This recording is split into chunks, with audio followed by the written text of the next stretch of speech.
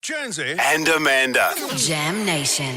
Kathleen Folbigg's life is one scarred by death. It's the reason Australians know her name. It's why she was dubbed Australia's worst female serial killer. None of her 4 children lived to see their second birthday. But yesterday, after an inquiry into the case, Kathleen was pardoned and released after 2 decades behind bars. An incredible journalist who knows this case better than anyone and host of the podcast Mother's Guilt is Jane Hansen. She joins us now. And hi, Jane. Hi, how are you? Hi, Jane. What a day. I mean, I know that you have been looking at the new forensic evidence. You've been looking at Kathleen's story. How did you feel yesterday when you thought, wow, she's actually been pardoned, she's free? Bittersweet. So bittersweet. Happy for her, but oh my God, what a waste of time and energy and, robbed of her 4 children, but also 20 years of her life on a case that should never have gone ahead because the whole thing was predicated on a discredited theory from the beginning. In 2003, Meadows Law, as it was known, the rule be that one sudden infant death was tragic, 2 suspicious, 3 murder unless proven otherwise, had already been discredited in 2003 when they went ahead with prosecuting Kathleen Folbigg. Yeah. And I don't even know how to pass muster then, but anyone that's looked at the case closely has seen massive holes in it from day one. And I just feel this overwhelming sense of sadness. When did you get involved in it, Jane? Because I remember I started working here all those years ago when it was all happening. So surely you would have formulated your own opinions. At the time, I was covering the war in Iraq, actually, but I was also around the same time having and losing my own children. So I'd lost 2 sons in 2001 and 2004, and I recognised in her diary entries, which were very much used and weaponised to find her guilty. And when I say weaponised, they were taken out of context and strung together in such a compelling way to make her look guilty. But what psychologists and psychiatrists who made submissions to this latest inquiry found after analysing her diary entries was that these were the writings of a woman bewildered by the loss of her children. I mean, how can you just get up on your day and your child is dead in their cot? The 4 children appeared to have died of sudden infant death, but then to be accused of it and blamed for the deaths of your children, I just don't know how she got through that. As you say, there was some incompetence in the way the case was put together with Meadows Law, but also the forensics science has changed since then, and this is what's changed things in recent days for her. Well, yeah, the human genome was done. So the question was, okay, is this mad woman just putting a baby in her body through having babies, 4 times in a row just to smother them so she can go to the gym? So that was what the case was built on, which I don't know how that passed to begin with.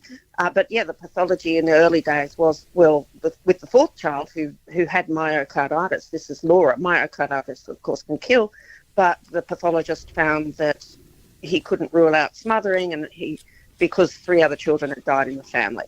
So we now know if 4 children are going to die in the family, one after the other, there's probably, what's more logical? A mad woman just killing her children left, right and centre and putting her body through a pregnancy one time after another just to smother her children so she can go to the gym? Or is there a genetic fault at play? So these things were questioned in 2003, and in fact, Craig Folbigg, Kathleen's husband, did contact a geneticist in Scotland about a possible genetic cause for the deaths of the children, but police didn't pursue that because the tests were too expensive, so they just went with Meadows Law. Right. So when Craig contacted that person in Scotland, was this before that he went to the police with the diaries? Yes. And then when he saw the diaries, and in the diaries Kathleen says, because her father murdered her mother, she said, I am my father's daughter. So that was instantly, in his view, an admission of guilt. Well, she explained herself in the 2018 inquiry before Reg Blanche, that what she meant was that she was a loser, like her father. Her father was a loser. He murdered her own mother. He sexually abused her.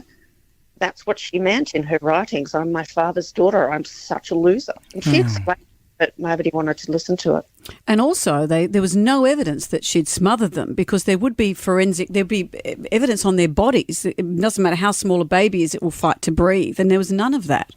Not a skerrick of evidence. And even with Laura, the larger child, she was 18 months old when she died, they did look for bruising. They did further tests, micro tests basically, to see if there was any bruising on her face, etc. And there wasn't. There was not a skerrick of evidence that any of the children had been smothered. It was purely a circumstantial case based on Meadows law.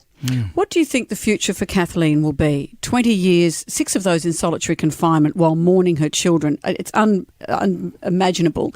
How will her future be? Well, I have to take my hat off to her. She's clearly stoic. And, I mean, that worked against her during the trial, because she did know how to shut down, and that probably came from her traumatic upbringing at such a young age. And she had talked about her ability to completely emotionally disengage and disassociate. I think that's probably what's kept her alive. She's definitely suffered depression, and she has written to her friend that she has considered suicide. But I think she's tough. How can you go through that? Yeah.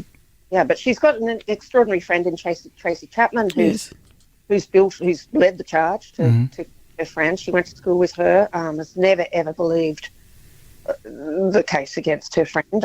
She's actually built a 2-bedroom apartment on her farm for Kathleen. So we all need a friend like Tracy. Yeah, absolutely. We all need a friend like Tracy. Well, Jane, thank you for joining us. The podcast Mother's Guilt, wherever you get your podcast. Jane Hansen, thank you. Thank you, Jane. Thank you so much.